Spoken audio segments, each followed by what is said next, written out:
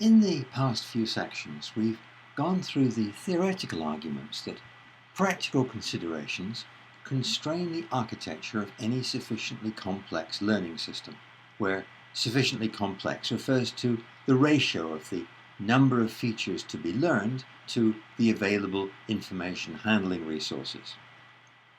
We demonstrated that any sufficiently complex system will tend to be constrained into this general architectural form, with a major separation between a subsystem that defines and detects conditions and a behavior selection subsystem that associates condition detections with behavior recommendations. And these subsystems will be further subdivided into more detailed structures performing different information processes that contribute to the subsystem processes. And I also put up this slide that lists the expected system characteristics in a bit more detail. And as I mentioned, the constraints aren't absolute. They're tendencies that become stronger and stronger the more the system resources are constrained relative to the numbers of behavioral features. But because of the strong natural selection pressures on the brain, these properties can be regarded as predictions about brain architecture.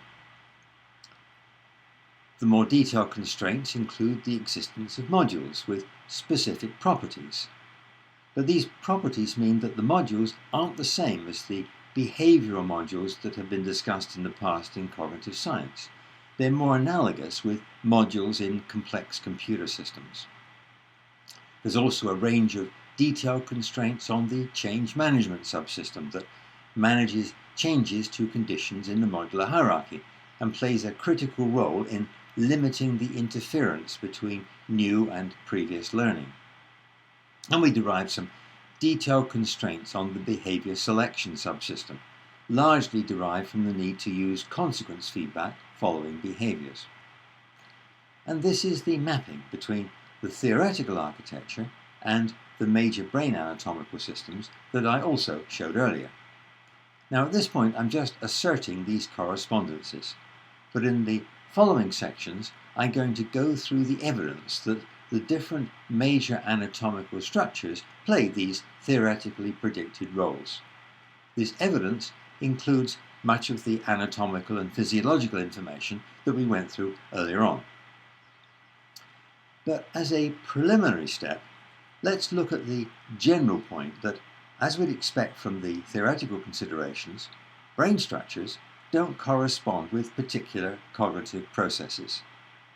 In other words, we expect that a brain structure will perform a particular type of information process, and that type of process will generally be required by lots and lots of different cognitive processes.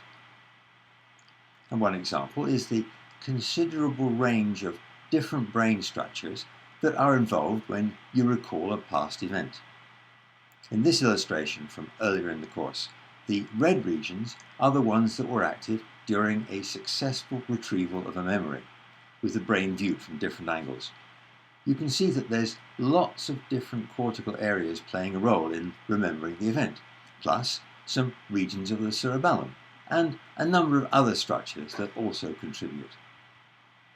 And looking at things the other way around, the cortical areas illustrated on the right are known to be involved in a wide range of different memory tasks, recalling events, remembering facts, and working memory tasks. And earlier we also talked about face recognition. If we have to distinguish between, say, a dog and a tree, there's lots of obvious visual differences. But compared with many of the objects we have to distinguish, different human faces are all relatively similar.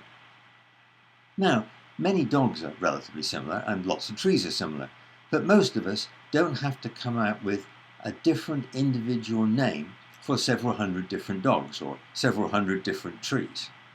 But we do need to be able to come up with a different individual response, like saying the individual name, to hundreds or even thousands of specific individual faces that don't differ all that much.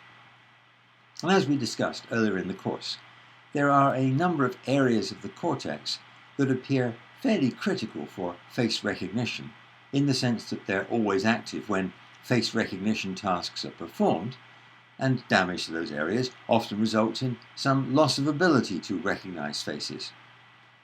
And it's been argued that the FFA, the fusiform face area in particular, is an area specialized in face recognition.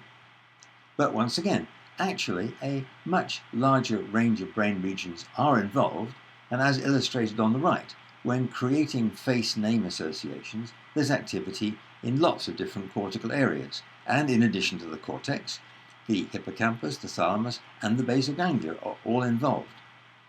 And also, as I described earlier, even the fusiform face area is active in some additional circumstances.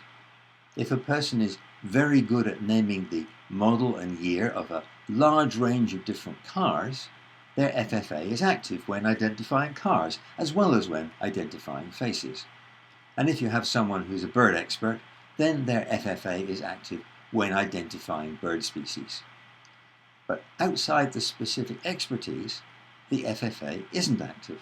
For example, when a car expert's looking at birds, or a bird expert is looking at cars, or in fact, if a non-expert was looking at either type of object.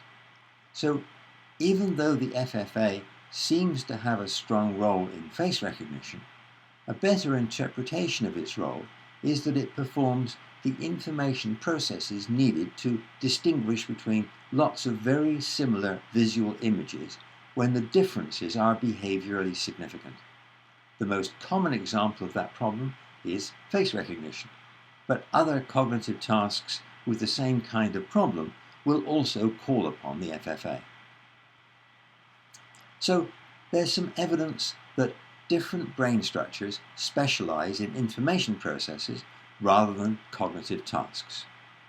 So now we're going to have a look at the evidence that specific anatomical structures individually correspond with the theoretically predicted information processing subsystems. And we'll start with the cortex.